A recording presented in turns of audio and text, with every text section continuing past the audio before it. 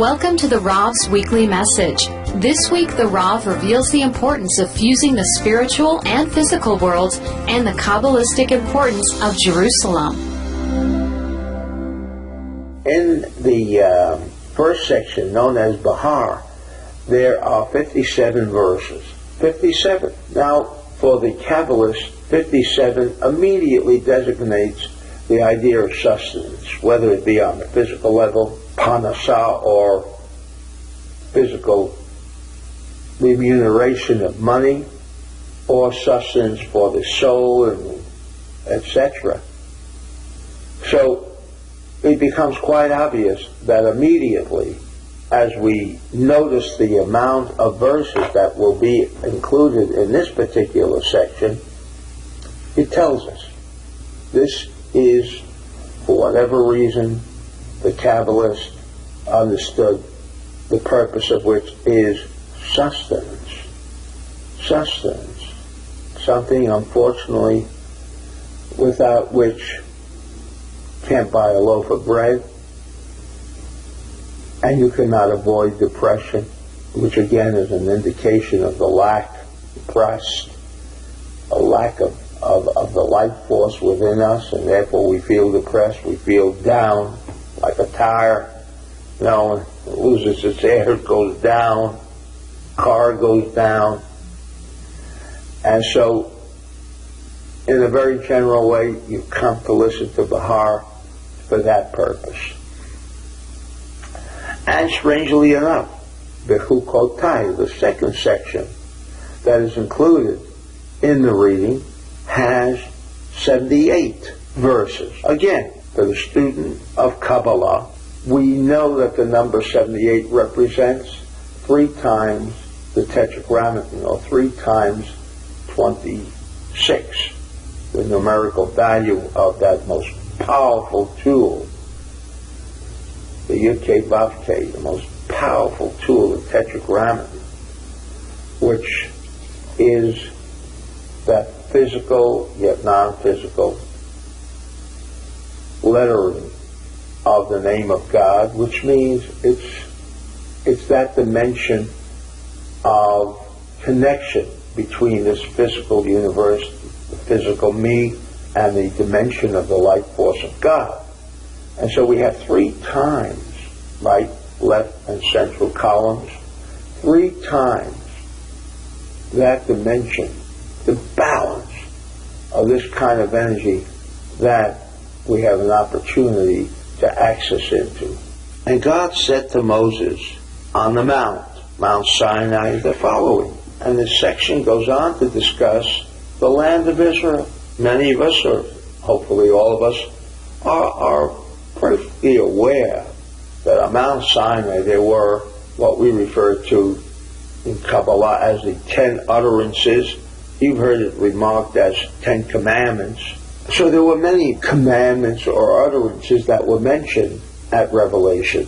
And now, the first verse, which says this is what God told Moses on Mount Sinai, it goes into a whole procedure, a whole processing concerning the land of Israel. But there are many other things. Thou shalt not steal, thou shalt not kill. These were other aspects of the laws of the universe, in addition to the land of Israel. And I've always remarked, if there has ever been an area in this entire planet for which blood had been shed, there is no city like the city of Jerusalem. Strange. Why? Why would there be such dissension, so many wars, so much blood shed over this little city, this walled city? Why? And so here, to understand what Revelation was about, and to understand what scroll is about, is in a capsule the idea that that city of Jerusalem is a central point in this planet by which we can tap into it in its closest proximity to the light force of God. But then one might say, but God is all over. But why was the Holy Temple built there? Again, the word holy, we know it means connections. What made it so holy? Oh, because the temple was there. So what? But the temple represented that physical representation that could be the link on a physical level as the 72 names. And that point, known as the Temple Mount, could act as a physical link between the immaterial of the light force of God and down into the very environment of the physical reality.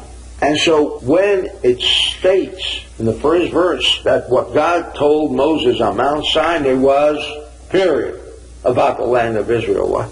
But there were so many things, was the question that I raised. Not only I raised it, but all of the Kabbalists raised that same question. And the answer is, because what is religion all about? What is the scroll all about? Why is Revelation so important?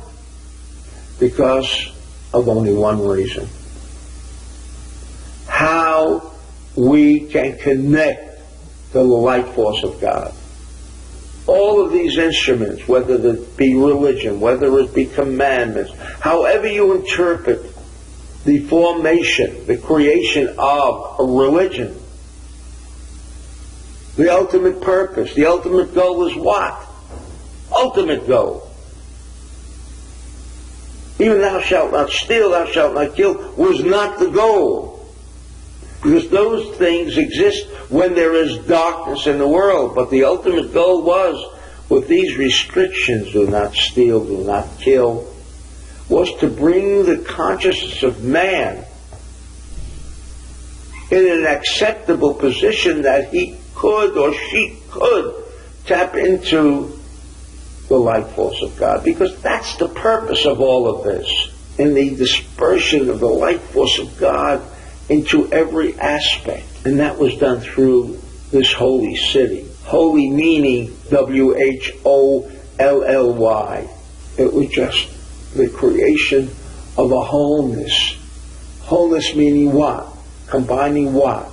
Combining the light force, the immaterial, non-physical aspect of the light force of God with the physical reality as we know it, and thereby create such an infusion of light that ultimately the darkness, the chaos that we, as we understand it, would be ultimately and completely removed from our midst.